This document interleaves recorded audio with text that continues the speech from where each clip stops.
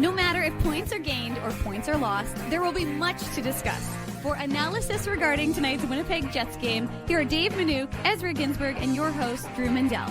The Illegal Curve post-game show, presented by Play Now, the official sports betting partner of the Winnipeg Jets, starts now.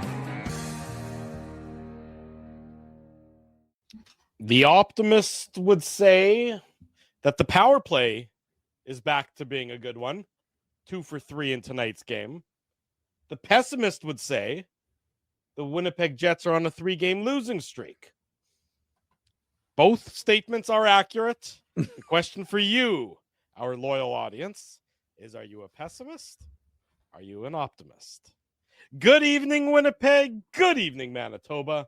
For all those joining us live this evening on our YouTube channel and all of our social media platforms, we say good evening, universe, and welcome to the Illegal Curve post-game show. Along with Dave Manouk, I'm your host, Drew Mandel, here to discuss the Winnipeg Jets dropping their 3rd straight game. This one, a 3-2 decision at the hands of the New York Islanders. Only the 3rd time this year that the Jets have had a 3-game losing streak. The first one ended with a 4-game losing streak. Then there was the 3-game losing streak towards the end of December, if I recall correctly. And now this one. So the Jets clearly going through a little bit of some offensive struggles, I would suggest, Dave Manouk. Not at full strength for tonight's game. No Dylan Samberg tonight, when you definitely noticed it on the Jets back end, everyone having to elevate a little bit. But if you look at it strictly from the 5-on-5 perspective, no 5-on-5 goals for the Winnipeg Jets tonight. 1 5-on-5 goal for the Winnipeg Jets on Saturday night.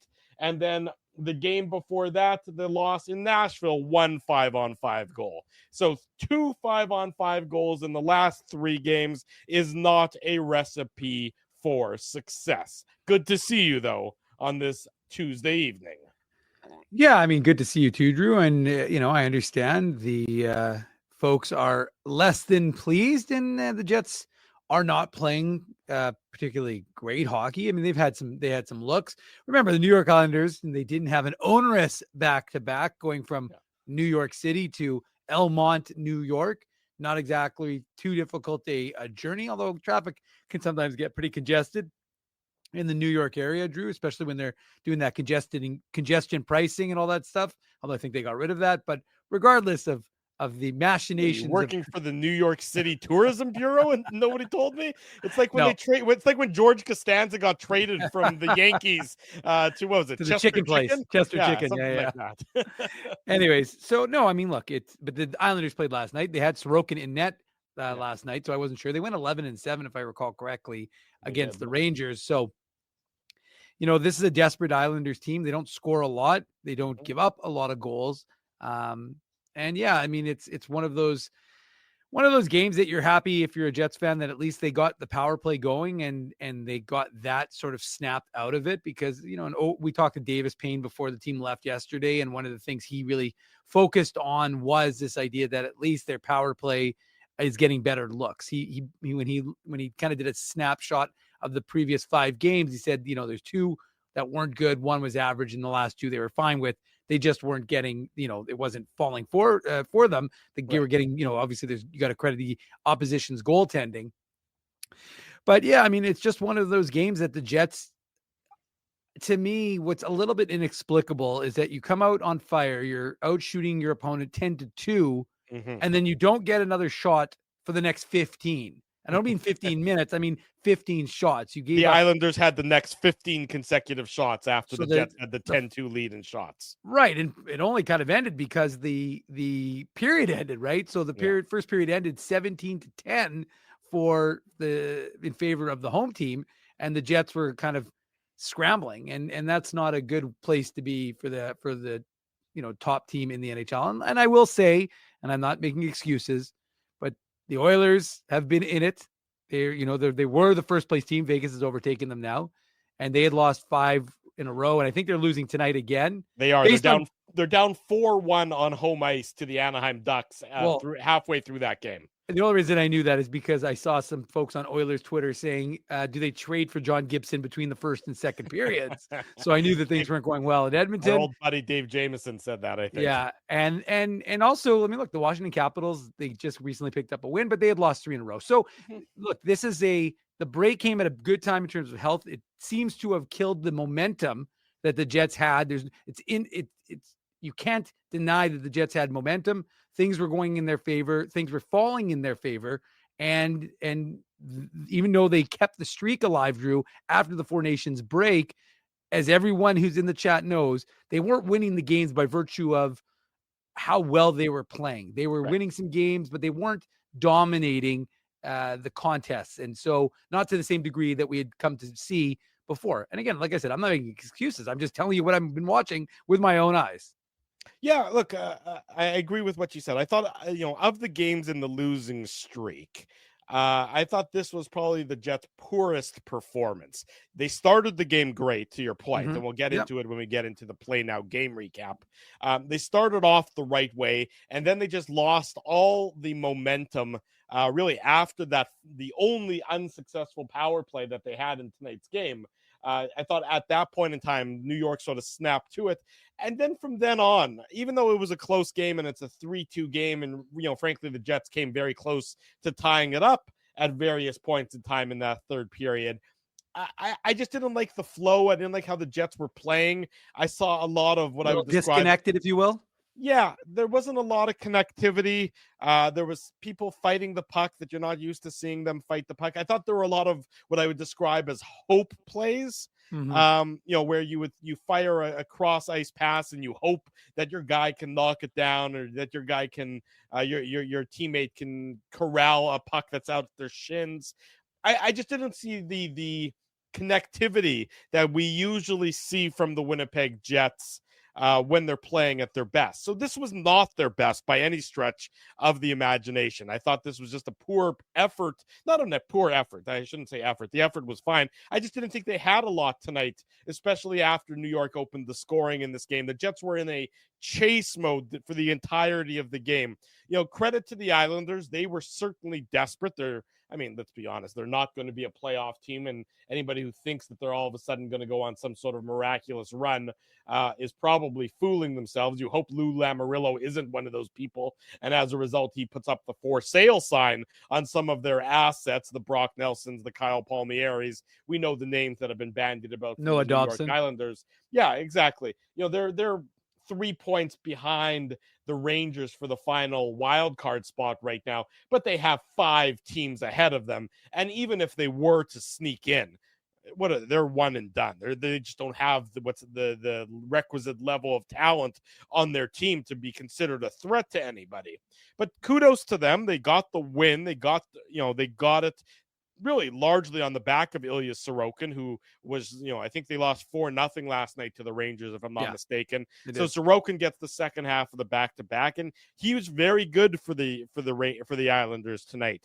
The Jets weren't that good, and sometimes this is another one of those games. However, like all the games in this losing streak, that the advanced metrics prefer the Jets' performance to their opponent's performance. Whereas if they ran this simulation 1,000 times, the Jets would in fact come out ahead more times than not. So again, if you're a glass half full kind of person, you're looking at the small wins from the Jets' perspective, saying, yes, the loss is disappointing, but ultimately the underlying numbers are still looking well upon us. We're just in the midst of a struggle when it comes to getting some offense. And you wonder, that lack of offense at 5-on-5, I don't believe that that's going to become an ongoing issue for this Jets team. I think it might be an issue on this road trip, being perfectly honest. They had that bad Eastern Conference road trip last year, right around this time when they went to New Jersey. They won I think if I recall correctly, last year they went into New York, the Rangers, right around March, and they won in New York, and then they went to New Jersey and they lost in New Jersey, and they went to Washington, I think on a Saturday afternoon. And if I recall correctly, they were down 3-0 in the first period against the Washington Capitals last year around this time. Look, this is this is a tough road trip in the sense that you're playing all these teams that, you don't have any reason to really get excited about playing them. They're in the opposing conference. They are not rivalry games. You know where you are in the standings. You're still in a very good spot. It's difficult to sort of get up for these games against Eastern Conference teams at this point in the season, given that you're sort of in the blah part of the season before the trade deadline happens on Friday, and then the rest of the season. Now you're downhill and you're getting ready for the playoffs. So I won't be surprised if the Jets' struggles continue for the next little bit, just because you sort of, if you want a dip, if there's going to be a dip, you don't mind the dip being on this road trip against these opponents at this time, simply because you need to ramp it up after that for more meaningful games to come down the stretch. That's fair. And you were right, Drew. I went and quickly checked while you were chit-chatting, and it was a little bit later in this month, but you are right. Spring break. I remember that because I was in Orlando. It was the end of March. It was the 19th of March. They went into New York and won 4-2. Yeah. And then they lost to the New Jersey Devils, then the New York Islanders 6-3, and the Washington Capitals 3-0. They also lost one more to the Edmonton Oilers, that 4-3 overtime game. In fact, they didn't lose just one more game. They lost a total of 3, 4, 5, 6 in a row. That's right. I remember that happening. Exactly right. Yeah. So that was a little bit of a low point. Jets fans are going to hope that you're not wishing or not bringing that sort of bad juju to the next part of the schedule. But I mean, at the same time, like it is. Like hockey is going to tighten up, and this is what you have to expect. This is this final stretch of the season. And the reason I kind of grimaced at the end of your statement, Drew, is simply because I agree that, obviously having a lull now is fine. It's not the end of the world, but I don't think that you can just like magically ramp it up. I don't think you can, don't get me wrong. I think some teams are coasting a little bit. I think some teams are not playing. I don't think the Florida Panthers are playing at 100%. They know what it takes to win. They know what they need to do. And they're going to, figure out some LTIR machinations to figure out, because now they put Tkachuk on there till the end if he's able to play in the playoffs. By the way, couldn't you somehow foresee if Carolina decides to trade Mikko Rantanen to get him to Florida? Couldn't you see him end up on Florida, given that Tkachuk is on LTIR and given the retention number isn't that big because part of Rantanen has already been retained? I don't know if Florida has the juice to make the trade happen. Plus, if you're Carolina, definitely know that Barry Zito is trying to figure out a way to put Rantanen next to Sasha Barkov, let the two Finns go have some fun for a playoff run. And by the way, if that happens, that's only happening because the owner, Tom Dundon, is such a dunderhead that he's making his general manager make that trade. Yeah, I can't see how they would do that, but this isn't Hurricanes or Panthers lunch, so let's keep things focused here. But there's very, there's not many goals to go through. Five goals is a lot. Relative 5 is better than it. It looked like it was only going to be 3 for a while, so I guess 5 is better. For what we've seen the last little bit. I mean, 5 is quite a bit, but yeah, I mean, do I see them pulling off some? Like the truth is, and again, like I said, and I don't want to go off too far on a tangent, but like I saw a piece today in Sports talking about the Jets draft picks or Jets prospects that are tradable, and I thought, and with all due respect to the author, he had Elias Salamonson as the first one. And I'm like, the likelihood of the Jets trading Elias Salamonson is between 0.0% and 0.0%. Like, he is the right shot. It's not going to happen. Well, I mean, again, no, I think what needed to be qualified is it's not going to happen for the crap that's on the trade bait board. Let's put it that way. And that's with all due respect to the guys that are on the trade bait board, but it's not exciting to anyone. It really isn't. Like, you're not trading a guy who could be the right shot, Dylan Samberg. Yeah. For Brock Nelson right now, who's a UFA. You're not doing that. So you're not doing it unless you're getting something back with term that's going to, because where is that right shot defenseman going to come from in the system?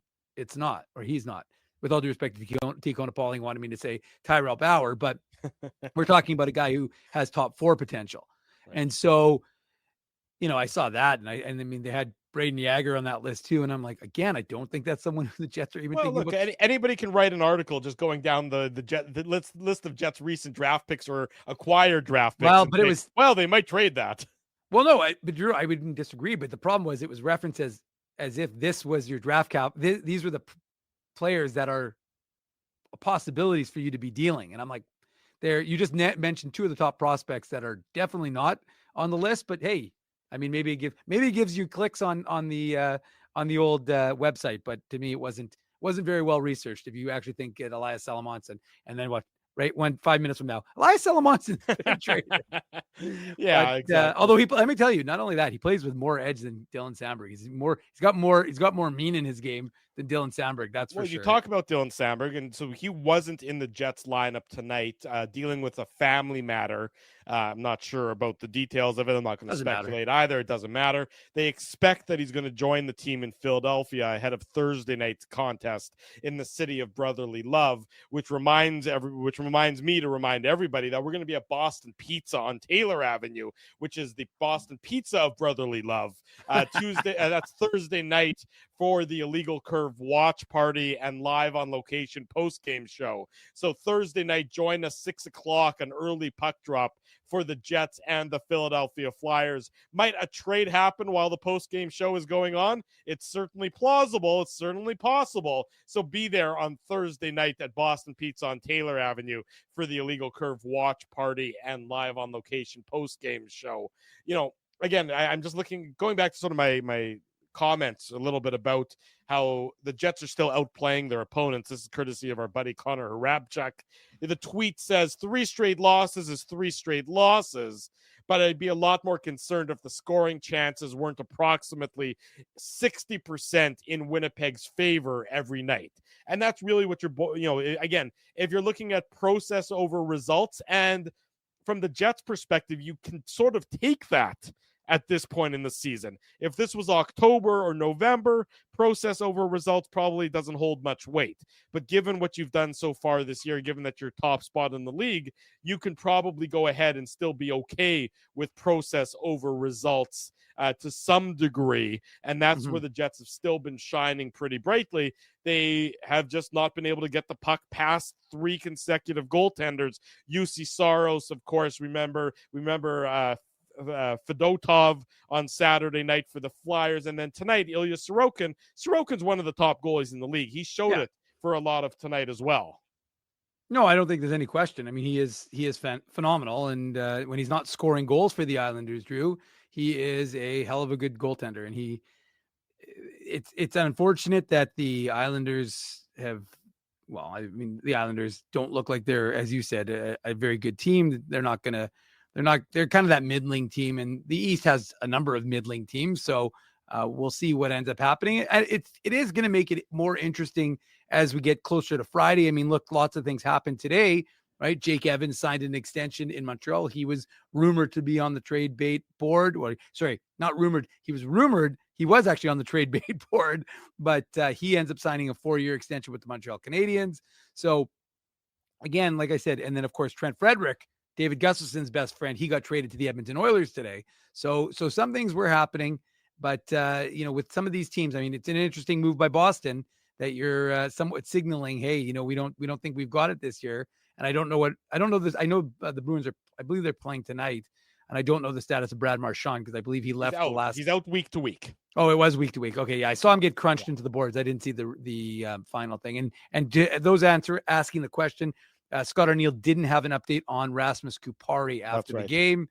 That looked bad. Of course, his knee. It's interesting though, because I think Kenny Weeb, who put that out there, or Murat, one of the guys, seems like everybody. No, I can tell you, nobody was in town yesterday. There was Mike McIntyre, Paul Friesen, and I, and Kelly Moore. Sorry, the 4 of us were the only media guys left that didn't work for the Jets that were at them inside the arena yesterday for their optional. So everybody else is on the road. They're getting ready to follow Kevin Cheveldayoff off to the hotel in Philadelphia. So not a lot of media people are there. So anyway, so there is no update on Rasmus Kupari. He looked like, again, like I said, Weber said he hit his head into the boards when he fell, but to me, it was the way his leg kind of bent underneath him. And then you could just see him but you did see his face kind of give that look. So he got up and eventually and walked off on his own, but didn't, of course, come back to the game. And it doesn't seem like there's going to be an update. Maybe we'll find out tomorrow. Moose are back in action tomorrow night. So we'll see if anybody gets, I'll be at morning skate tomorrow, 10:30 at Canada Life. So there is an update on anybody not being there, I will let everyone know, of course, and I'll get updates on the injured players. I'll get some further clarification. Of course, I know I mentioned in the last show, Drew Parker Ford, he's injured long-term, and I haven't gotten updates on Chaz Lucius. Saw Dylan Coughlin. I'm a little speculative. They said it was day to day, but he was hobbling along today when we were doing media. So I'm not certain about his status. We'll get that update for you guys and girls tomorrow afternoon. There you go, Dave. I'm giving a quick injury update on the depth of the Winnipeg Jets organization.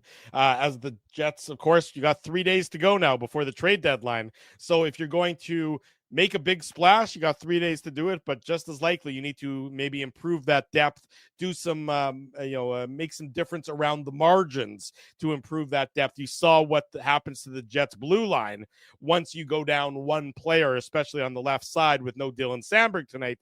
It gets thin in a hurry, as it did against the New York Islanders. Some glaring mistakes from people under the spotlight, Logan Stanley, and veteran guys who you're used to expecting a better performance from, Dylan DeMello, namely, in tonight's contest. Just goes to show I didn't think the Jets played that well. They really didn't. I know that they outchanced the New York Islanders, but a lot of tonight's game from the Jets' perspective, in my mind, was haggard, would be a good way to describe it. And now the Jets obviously hope to flush that and get back into the more consistent ways, more winning ways that we're used to this season. That comes on Thursday night against the Philadelphia Flyers. Let's get into it period by period, goal by goal. It's brought to you by our friends at Play Now. The Play Now game recap.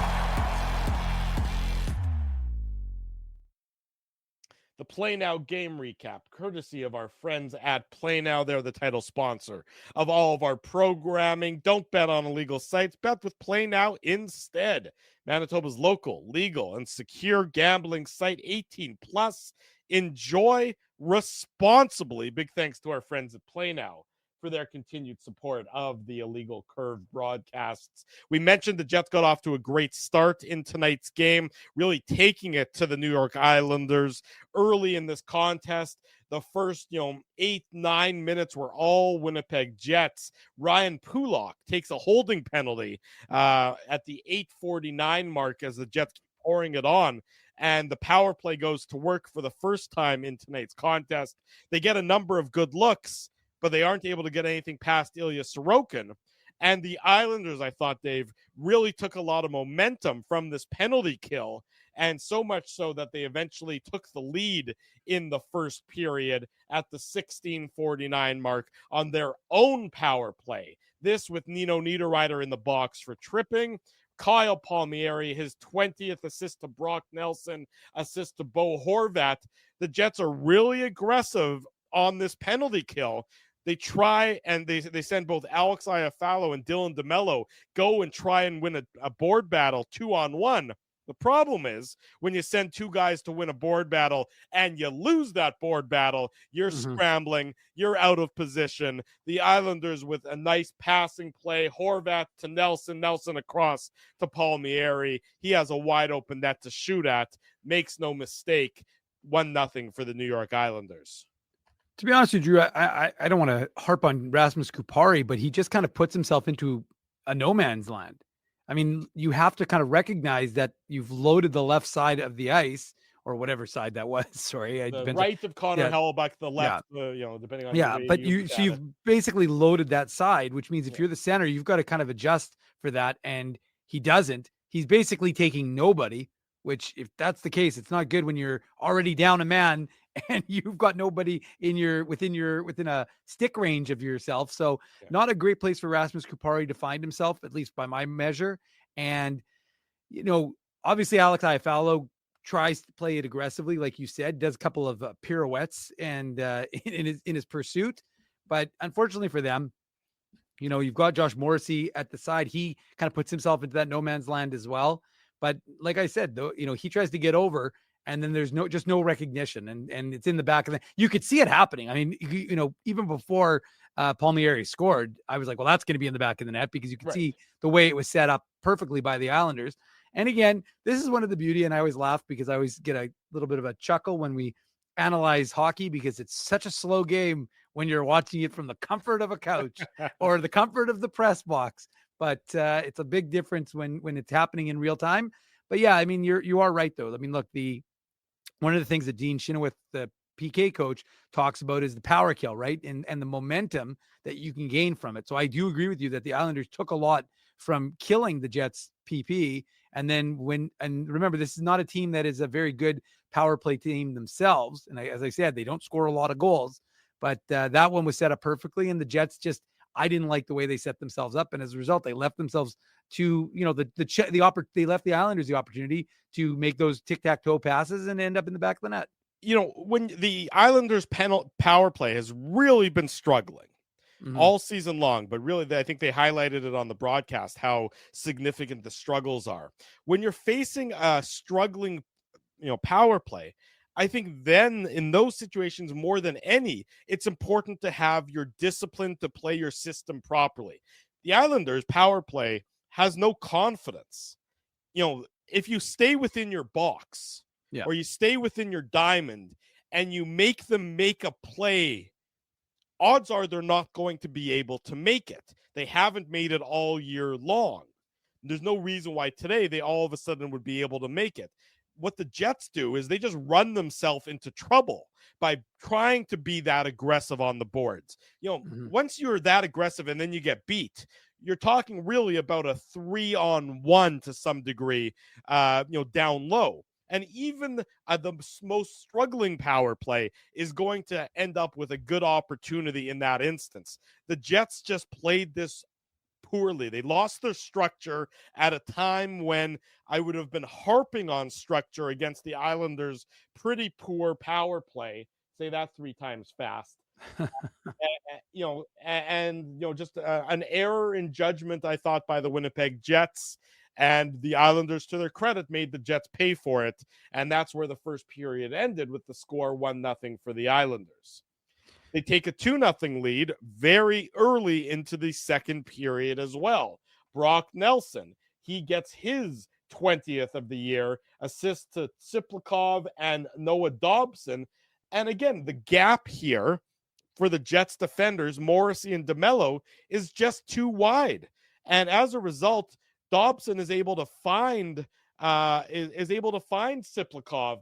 Nelson on this one. He's able to find Brock Nelson, who's able to move in all alone. And he taps it over to Siplikov, who puts it back to Nelson on the give and go. But just a poor alignment and poor positioning by Morrissey and DeMello, 2 guys who are usually quite steady, quite reliable, but they're just spread out too far at the wings on this one. And Nelson just goes right up the middle. Nice pass from Dobson and everything. But again, a breakdown by the Winnipeg Jets that gives the Islanders the opportunity. To their Islanders' credit, they make the best of the opportunity, but I'd like to see the Jets not let them have that opportunity to begin with. Again, just poor read, poor positioning, poor alignment, you can take a shot now, folks, attention to detail by the Winnipeg Jets on both the first goal and the second goal.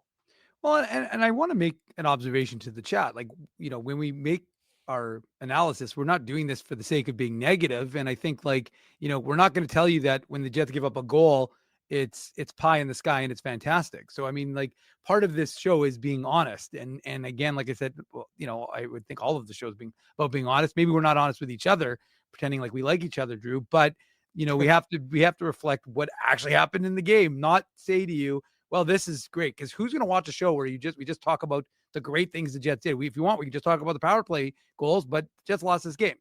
And again, as I tried to counsel when I said this earlier, the Washington Capitals, who are one of the best teams in the league, lost 3 games in a row coming out of the break. The Edmonton Oilers, who I still think are one of the better teams in the NHL. I know they've got their warts, as do all teams, but they lost 5 in a row, and they're on their way to losing another one tonight. So all these teams that are good, I mean, Dallas lost. Colorado had a tough stretch of it.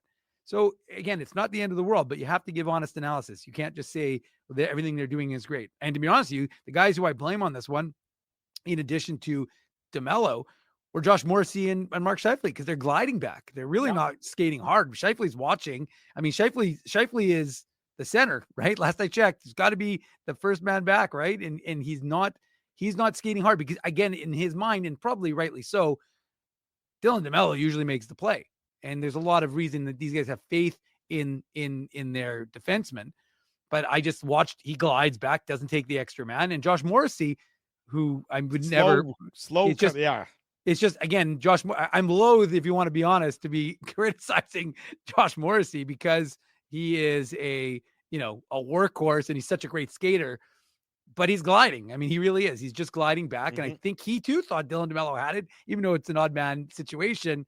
And just, if he's back, if he strides a little bit harder, there's a chance. I'm not saying he breaks it up 100%, but there's a better chance than he is. And they kind of left Connor Hellebuck, out. They hung him out to dry, I thought, on this play because it's bang bang. It's hard for him. Those are very good passes. I mean, these guys are still NHL players, right? You can still have a bad team and still have guys who can make a freaking good pass. So, it's just an unfortunate kind of a lack of attention to detail, to quote Drew Mandel, my colleague over there. And as a result, you're down 2-0, and 2-0 to the Islanders doesn't seem insurmountable, but Sorokin is a good goaltender. And this is a desperate team who I kind of felt was going to maybe try and go into lockdown mode a little bit, Drew, because of how desperately they need the points. And the fact is, even though it wasn't tremendously onerous to travel home, they did play yesterday.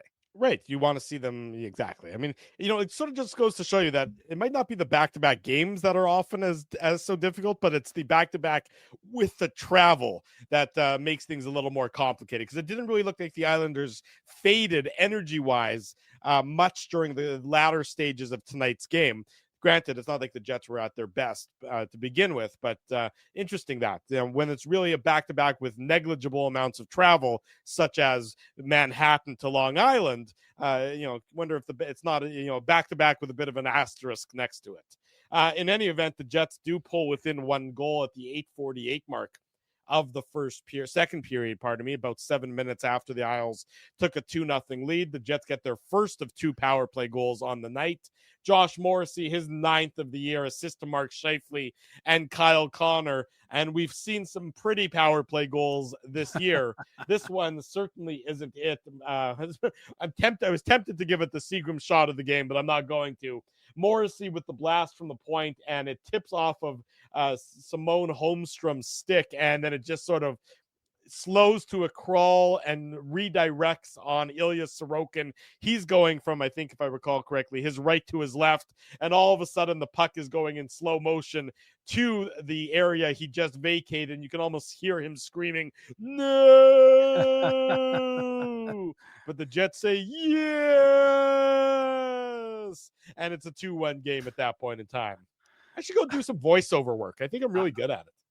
You're something, all right. I could be a cartoon character. Yeah, I can see, like, how, like, what's that thing what they call when they, like, Simpsonize the body? Like, you'd be like the what was the guy, the comic book man? Oh, you kind of look like comic book man a little bit. Thank you. You're welcome. I'm trying to remember who his girlfriend was. Principal Skinner's mom. Really? Yeah, they had a hot. Oh yeah, romance. that's right. Okay, that's right. Yeah. Well, that sounds about right for you, Drew. I'm romancing the elderly. Yes, exactly.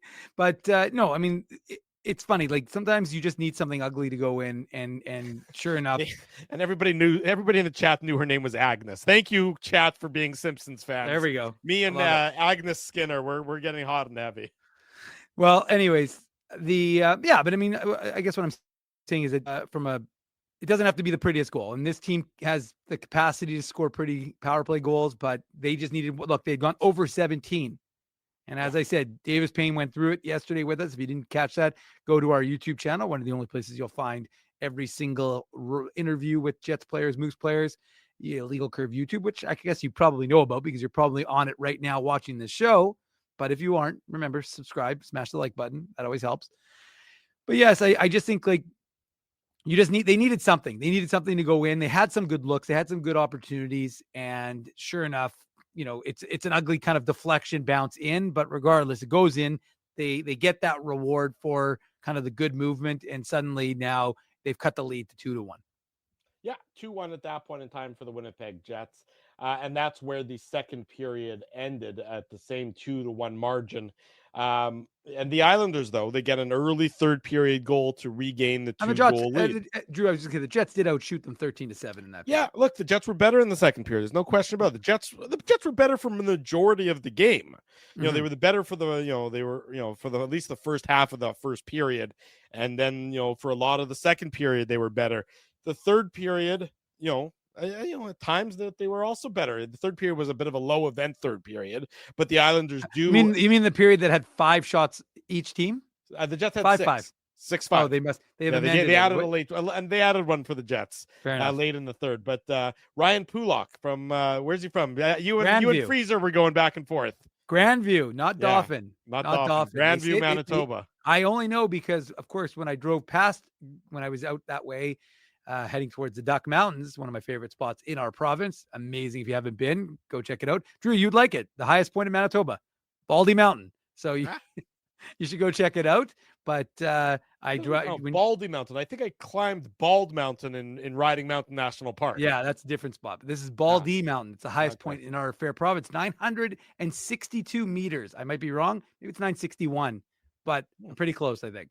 Okay. But go check it out. It's very peaceful. It's very cool. Go to the East Blue Lake if you haven't been. If you haven't been to the Duck Mountains, I'm telling you right now, and most Manitobans haven't. We kind of stop, especially Winnipeggers. We tend to stop at Riding Mountain, and it's gorgeous. I love Riding Mountain. But if you can make that extra hour and a half journey or 2 hours, get up to the Duck Mountains. It's a little more rustic, a little more provincial, but it's worth it. So that's this segment brought to you, of course, by our friends at Travel Manitoba. Yes. Wellman's Lake. Darwin Moore knows Wellman's Lake. That's further north in the Duck Mountains. But trust me, East Blue Lake is just next level beauty. It's amazing. Great fishing, but it's just incredible. So anyways, that's my soliloquy on that. But yes, so I did drive by the sign in Grandview that says home of Ryan Pulak. So he is from Grandview, but he is often listed as Dauphin. Well, he scored his 4th goal of the season tonight in the third period. Proved to be the game-winning goal. Anders Lee, Casey Cizikas with the assists on a bit of a seeing-eyed shot on this one. The puck bounces off the ice. It starts with a turnover next to the Jets' goal by Logan Stanley, who I thought over the last number of games hasn't had necessarily the same number of glaring mistakes. This was a mistake, but players of all ilks have mistakes, and this is one for that he's not going to like. You saw him hang his head in shame after the goal got through Connor Hellebuck. The Islanders, forced the turnover. They go low to high. There's a lot of traffic in front of the Jets keeper. I don't think he saw it at all, but Pulak finds the twine and makes it 3-1 for the Islanders with about 15 minutes to play, 16 minutes to play in tonight's contest. Well, I'm going to fast forward a little bit, Drew, but it did feel like when they got that goal, it was like, oh, okay, 3-1. It doesn't feel like this one's happening, but Logan Stanley just doesn't handle the pressure well. And then unfortunately for him, he just kind of stands there immobile for, and I know folks are going to enjoy that choice of word, but he just, like I said, he gets that double team behind the net, can handle it. Yeah. And again, like I said, this game's not all on Logan Stanley, so don't think I'm saying that. But it was a good pass by Hellebuck, and one of the things we've noticing more and more is Connor Hellebuck's stick handling has gotten better. Way better. Again, this was just a unfortunate situation, and that's a bit of a. Not only is it a knuckle puck, but it does hit Rasmus Kupari right in the skate and go in off of his skate and past Connor Hellebuck. So it's not about not only him not seeing it, but he didn't even really have much of a chance because it's not like it went, it beat him clean. It was just redirected in, but just a bit unfortunate. And you've got Alex Iafallo doesn't get out high to kind of block the shot, but it all starts with the handoff, if you will. Go little football analogy, since Davis Payne was using baseball weather and horse racing yesterday. So I'll go football, and we'll say that the handoff was not handled particularly well by Logan Stanley. And one thing we've seen with him is when he does get pressured, that's when he makes mistakes. So yeah, he gets pressured. Panic time at that point. Yeah, he makes a mistake, and then sure enough, it ends up in the back of the Jets net, and it's a 3-1 goal. It 3-1 game. Sorry. It's a 3-1 game at that point. You're absolutely right. The Jets, they keep coming, so they do get credit. They don't roll over. So again, glass half full, glass half empty. That's for the half full folks. Ehlers, his 19th on the power play, assist to Kyle Connor and Josh Morrissey. And if you didn't know it was Ehlers, based on how he shot this puck in tight and moved from the goal line back out, you would have thought that he may have been Gabe Velarde, but instead it was Nikolai Ehlers, and it's our Seagram shot of the game. The Seagram shot of the game. Big thanks to our friends at Seagram's for their continued support of the Illegal Curve post-game show. This little bottle of Fireball is made in Montreal, Quebec, Canada. So there you go. It's still on your shelf at your local liquor mart, whereas other drinks may not be. But we'll leave the politics for a different show and a different period of time. Thanks to Seagram's for their support. Real nice play from Ehlers, just walking it out and in tight, beating Ilya Sorokin. Again, that's what they talk about when they talk about the Jets power play being recession proof. 2 power play goals on the game for the Jets, no 5-on-5 goals, but certainly a positive in that they are off the schneid that they had been on. The 0-for-17 streak is no longer a talking point. 2 for 2 in the final 2 opportunities of tonight's game, but albeit in a losing cause. A little too late, a little too little, a little too late for the Winnipeg Jets tonight, Dave. Yeah, and the first line is they really are, and I know the top power play unit, I should say, is taking the mountain share of or the lion's share, I should say. Sorry, I butchered another one, Drew, but the lion's share of power play time. They've consistently been doing that.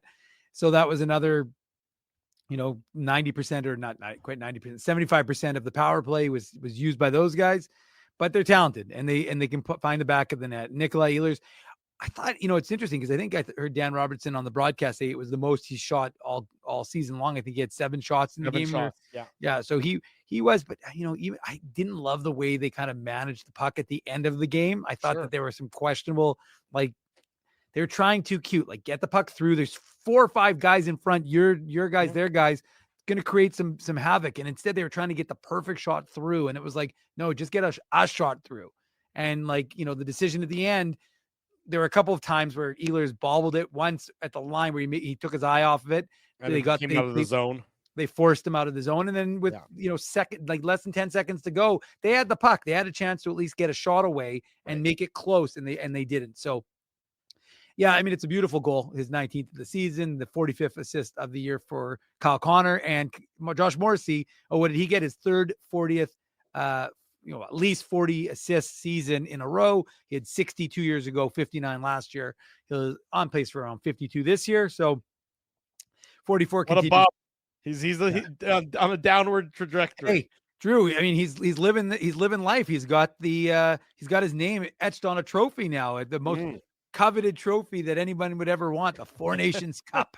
So the one and only time it's ever going to be awarded. Yeah, exactly. So anywho, at least they were able to get the power play rolling again. It is important. It is important for those guys to feel good. But there's some guys who are struggling right now. Like Mason Appleton looks like he's struggling right now. I didn't to be honest with you, I have to tell you, and I call it, I'm going to go baseball now, balls and strikes. I call it fair, I think. I didn't think that who was it? Romanov? I didn't think he had to answer for the hit. It was a clean hit. Yeah. Like I hate when the Jets have to answer for clean hits. I don't like it when the opponents have to answer for a clean hit. I don't think he had to answer. I mean, Anders Lee and Adam Lowry, when they dropped the glove. No, but Lowry came after Romanov right after him. And I'm just saying, like that, I don't mind. Dropping the gloves and fighting him. Sure, but I mean, I think they were kind of separated, right? So I mean, that's fine. I don't mind. I don't mind if you look. You hit my teammate. Yeah. I don't mind the captain going over there. Sure. No, I'm not arguing that point. I'm saying that I don't like I don't like the idea of him of having to fight because it was a clean hit. It was a good hit. He didn't. And he didn't. No, I know. I'm just saying, but I just now he just went and gave him a shoulder a little bit, and Matt which I don't have a problem Matt with. disagrees with you. He thinks that Lowry wanted to fight. Maybe he wanted to, but he didn't. I mean, I wanted lots of things in my life. I don't get them. Mrs. Skinner, for example, if you want to go back to that story. Sure, but there's things. But anyways, I'm just saying that, like, to me, Appleton right now is struggling, and Nino Niederreiter struggling. Yeah. And so Gabe Velarde. When was the last time Gabe Velarde really had a standout performance? I think Kyle Connor and Mark Scheif. Look, the Jets are struggling to put the puck in the net right now. And you know what? I'll tell you what. We'll go to break and we'll come back and Scott Arniel talked on that exact subject during some of his post-game comments. Don't believe us. Believe the head coach of the Winnipeg Jets. Exactly. Perhaps. I don't know the quote, so I don't know. I don't know if it confirms what we've been saying or disproves what we've been saying. I'll read you the quote on the other side of the break. I'm Tuesday excited. night, Drew Mandel, Dave Minuk, the Illegal Curve post-game show. It's presented by Play Now. Don't go anywhere. We want to thank you for not betting with Play Now and choosing our illegal gambling sites instead. Because we couldn't afford things like this without your money. So much of your money. Now you might have questions like, do our profits benefit your community? No. Or bet with Play Now, Manitoba's local legal and secure gambling site. Dining, entertainment, parking, and convenience, all in one spot. City Place is located in the heart of downtown Winnipeg, attached to the Canada Life Centre. Whether you're working, living, or out for a night in the downtown, make City Place your go-to destination before or after the fun finds you. Lunchtime, game time, anytime, visit City Place at 333 St. Mary Avenue, next to Canada Life Centre. Holt Dental, the new official dentist of Illegal Curve, has a philosophy rooted in two unyielding principles: genuinely caring about patients and providing outstanding service. Being a patient of Holt Dental means more than just checkups and treatments. It's taking the time to listen and talk to each patient so they can achieve the best long-term health, functionality, and aesthetics for their teeth, mouth, and gums. Conveniently located at Grant Park Festival on Taylor Avenue, Holt Dental is dentistry of the highest quality in a comfortable and relaxed environment. For more information, visit holtdental.ca. Oh, and there's plenty of free parking at the front door, too. Celebrating its 40th year as Winnipeg's home for stand-up comedy, Rumors Restaurant and Comedy Club has recently been named Canada's top comedy club and a top 5 comedy club in North America.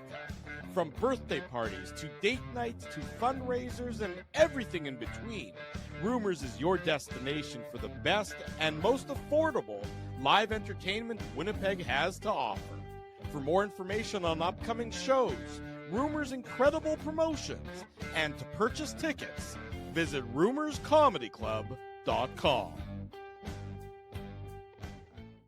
At Boston Pizza, a fast lunch doesn't have to mean fast food. Now you can get a $15 lunch served in just 20 minutes, including your choice of a main, side, and drink. That's right, lunch for $15 at your local Boston Pizza. Our local Boston Pizza is Boston Pizza on Taylor Avenue, and that's where we'll be on Thursday night for the Jets and the Flyers, the Illegal Curve watch party, the Illegal Curve post-game show.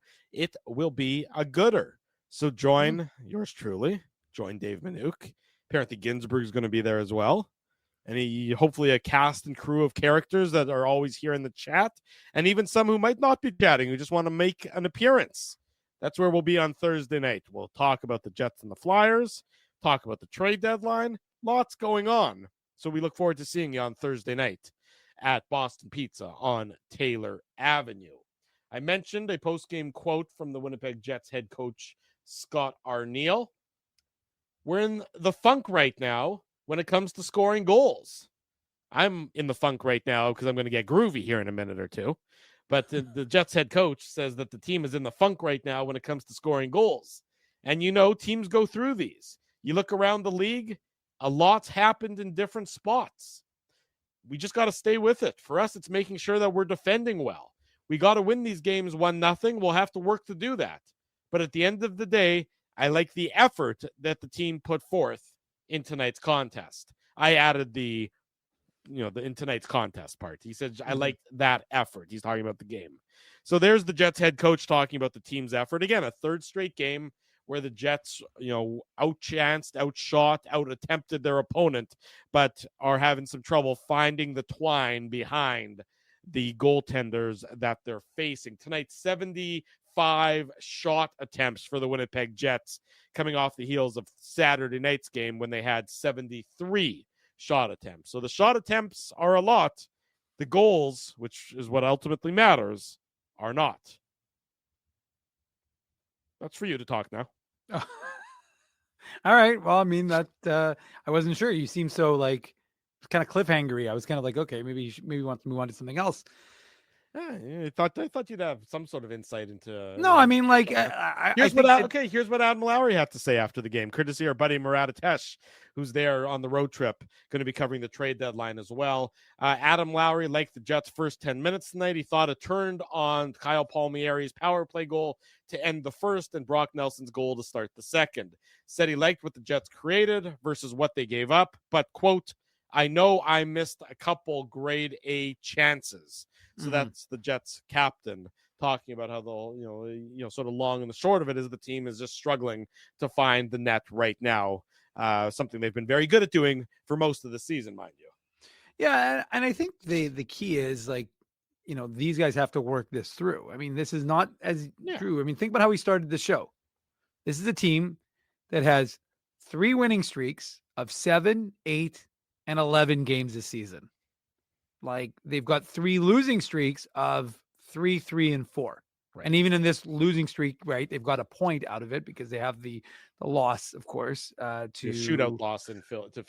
To Philly. So you've gotten at least 1 point out of the 6. And yeah, I mean, look, I just saw I don't know who, I can't remember if Chevy's Ego maybe posted it, but like the Dallas Stars are charging, right? They're 6 back and they've got 1 game in hand, I think, because they played tonight. So they're in action tonight. They beat New Jersey. They beat New Jersey tonight. Yeah, although they blew it. They had a 4-1 lead, I think, and then they blew. What was the final score? Well, it was 4-3, but what happened was Thomas Harley scored with 5 seconds to go in regulation to give the Stars the win. So it was 3-1 for Dallas. Oh, sorry, it was 3-1. They blew a 3-1 lead. It was 3-all. Blew a 3-1 and then they scored 4. Okay. Well, they blew a 3-1 lead in the back half of the third period. New Jersey scored with 8 minutes to go, and then they tied it up with 4 minutes to go. And then Thomas Harley scored with 5 seconds to go to give the Stars the regulation time victory on the out-of-town scoreboard. So Dallas, I mean, I'm not surprised that Dallas isn't going away. They are still, to that effect, still 6 points behind the Winnipeg Jets. No. I mean, again, like I said, I think the Jets still have. Like, you're not writing the Jets obituary as the first place team in the NHL. And I mean, I just think like this is one of those stretches that guys, it's not, I guess the way I look at it is you're not pinpointing this on one person. It's not like you're like, okay, this guy's been terrible and he's the reason why this team is losing. I think the team has the potential. I mean, look, first of all, they've had the opponent's goaltending has been very good in all the last few games. You have to credit them. They've been excellent. That some of the netminders they've faced.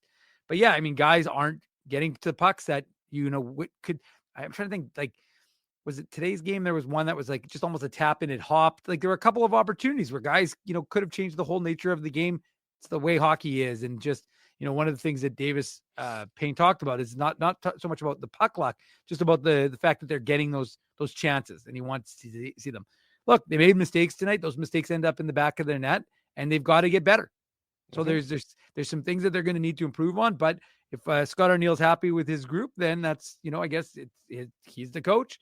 He's got to have them ready to go. They're going to, I think that tomorrow's an off day, if I recall correctly, and then they're back in action on Thursday in Philly. So I believe tomorrow they're off. So so the guys they're not, even though they played a relatively heavy schedule, Drew, with whatever it was, like 5 and 8. It was 4 and 6, and I think this one also is 4 and 6 when you consider Tuesday, Thursday, Friday, Sunday. So it's 4 and 6, 4 and 6, and then it maybe loosens up a little bit next week, where I think they only play twice next week, Tuesday and Friday, if I recall correctly.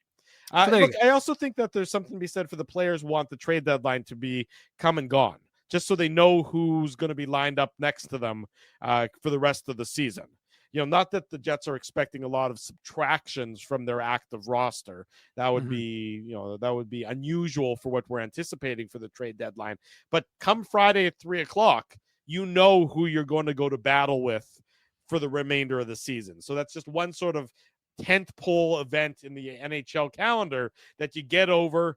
Then you got the, what is it going to be? I guess at that point in time, 19 games left in the regular season. You know who's going to line up with you. You know who's going to be alongside you. So you can sort of get over Friday, begin to really laser focus on the rest of the regular season, and then the playoffs, where the Jets continue to hope that it'll be a lengthy playoff run. And I don't see anything, despite the 3-game losing streak, that is a overwhelming cautionary flag that would say maybe the Jets are a bit of a paper tiger. Maybe the Jets are a little bit of paper dragon, paper tiger, as we've talked about. We'll know more, of course, Thursday. We'll know more on Friday. And we encourage you to be there with us, lockstep with us, as we get through this trade deadline week, as the Jets play Thursday night, as the Jets play Friday night. We'll be at Boston Pizza on Thursday. We'll be at home for the post-game show on Friday. Sunday, they're on the road in Carolina. We'll be right there with you every step of the way. Thursday show, Friday shows, Saturday morning show, Sunday afternoon show. It's a busy week of Illegal Curve shows coming your way, which is all the more reason for you to smash the like button, subscribe to the channel, turn on your notifications, ring that bell. Come on, Pavlov, ring that bell. Tell your friends, tell your family the best place to be after each and every Winnipeg Jets game. And again, on Saturday mornings, is the Illegal Curve YouTube channel. We'll be at Boston Pizza on Thursday night. We want you to be there as well. That's BP Taylor. Be sure to be there 6:00. That's when we'll be there for the Jets and the Flyers, and then the post-game show. If you haven't already done so, subscribe to the channel. As I mentioned, IllegalCurve.com is updated every night, every minute, every hour when it needs to be updated. That's your number one resource alongside our YouTube channel. So be sure to be there for both of those things. Want to say thank you to our sponsors. They make the show a possibility. Our friends at Rumors Restaurant and Comedy Club. Play Now, they're the title sponsor. Boston Pizza, Holt Dental, City Place. We'll be at City Place not this Friday, but next Friday, the 14th, Friday the 14th, the Jets and the Dallas Stars will be at City Place. So be sure to join us there at 12 noon. And, of course, Seagram's, a great Canadian liquor company. Be sure to support them in the midst of all the nonsense that's surrounding us in the world today. For Dave Minuk, I'm your host. I don't think so, Drew. On your antlers, it's time for the Minuk Moose Minute on the Illegal Curve Hockey Show. If you think... I thought I could sneak it under the wire. If you think you're going to sneak through the end of this show... Sorry, I tried. Come on, people. Give Drew the gears. You think that he was going to try and get... The T-Kona Pauly knows what time it is. Come on, Drew. You know what time it is? Time for the Minuk Moose Minute. So sit back, relax, and listen to some talk about the AHL club of Manitoba, the one that won their hockey game, Drew. There's been very few wins for you to talk about this year, so you might as well talk about today's win.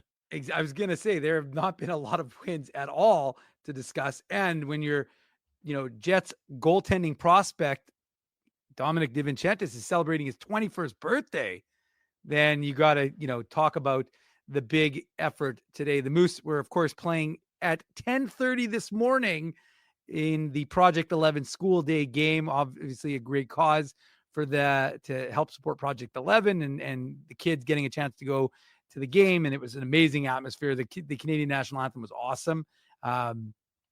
Ace Burpee does his usual great work helping out with this cause. And the Moose had Jarrett Anderson Dolan back. Of course, he was returned because of the Jets were back to full health. And just 23 seconds to this one, Axel Jonsson-Fjällby scores just his 8th goal of the season.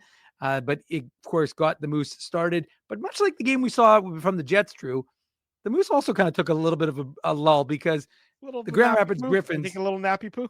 They took a little nappy because they decided, it's DiVincentis' 21st birthday. The kid says he likes getting lots of shots. We're going to give him lots. I don't think those are the kind of shots he was looking for on his 21st birthday. Is he going to Vegas? Is he going to Vegas tonight for some shots? He might be, but let me tell you, because he's old enough in Canada and he's Canadian, so it doesn't matter. But the fact of the matter is, they gave him, I think they were outshot 16-4 after one period. But of course, he had the shutout, so he was rolling along. A couple of tight ones. He made some really nice plays on a penalty kill, I should say. Mark Lewinsky, speaking of the Dauphin region, he got his third goal of the season. He made it 2-0. And then the captain, Dominic Tonnato, he scored his 13th on the power play with assists to Elias Salamonson and Brad Lambert. They, of course, lead the Moose, the Jets prospects, in assists. So through 40 minutes of play, Dominic DiVincentis with a 27-save shutout. He did make one more spectacular save on a 5-on-4, but with the Moose down on a 5-on-3, Shai Buim, who is the brother to the he's a Red Wings second-round pick from 2021. His brother, of course, is the one plays for University of Denver. Right? Or Zev? Yeah, Zev. Yeah, that's right. He's a Minnesota prospect. He was drafted, I think, this last year, and he was a top 10 pick, I think. And but this Shai, he scored his first goal as a pro to make it 3-1 on the 5-on-3. But actually, Austin Felby, he's like, you know what, forget it. I'm gonna get my second. He gets his 9th goal of the season. So that was a shorthanded goal on the subsequent 5-on-4 that returned the lead to 4-1. And then for good measure, Tyson Empey scored to make it a 5-1 game with Jared Anderson Dolan feeding him the puck from behind the net. And the Griffins managed to score one more. So the Moose did win big 5-2 over the Griffins. Thousands of kids got to celebrate. I mean, they would have celebrated regardless. And the Moose now are 4-2-0-1 in their last 6 games. So a very happy Dom DiVincentis. And like I said earlier in the show, folks, I will be getting updates on Dylan Coughlin, who, as far as we know, is day-to-day. Chaz Lucius dealing with his medical condition. And, of course, Parker Ford. I might get some more clarity with only 20 games to go for the Moose. So we'll see if there's any more clarity on him and see if he's an option. I did see Nikita Chibrikov, so he's still in town and with the team, which is a good sign as well. There you go. Dave M., I apologize. I should never have even considered sneaking off without hearing that kind of insight and analysis that you'll only get here regarding your local AHL squadron, the Manitoba Moose. On that note, folks, that's it for us on the Illegal Curve post-game show. 3-2, the Islanders defeat the Winnipeg Jets. For more post-game coverage, be sure to head over to illegalcurve.com. And, of course, our YouTube channel is a regular resource as well. And it's sorry, Drew, if they want to go to the game tomorrow night, because the Moose are having a rematch with the Griffins tomorrow night, Wednesday night, 7 o'clock start. We've got tickets in the Legal Curve zone. So we appreciate everyone sticking with us. Sorry, I meant to throw this in. That was actually why I was going to interject in the first place. Dave at illegalcurve.com. If you want to go to the game, 4 tickets, Illegal Curve zone. You can take 2. You can take 4. Don't ask me for odd numbers. I don't like giving odd numbers. So take odd 2. Numbers are odd. Yeah, take 2 or take 4, please. There you go. Dave M's got tickets for tomorrow night. Go check out the Moose. Something fun to do on a Wednesday night. Thanks to everyone for joining us. Reminder, Thursday at Boston Pizza, illegalcurve.com. Smash the like button, etc., etc. Until Thursday night, right around that 8:45 mark, but of course live on location at 6 p.m. For Dave Manouk, I'm your host, Drew Mandel. We wish you good night and good luck, and thanks for watching the Illegal Curve post-game show. Thanks for listening to this broadcast from Illegal Curve Hockey. For more great Illegal Curve content, subscribe to the Illegal Curve YouTube channel, follow at Illegal Curve on Twitter, Facebook, and Instagram, and visit your online home for hockey in Winnipeg, illegalcurve.com.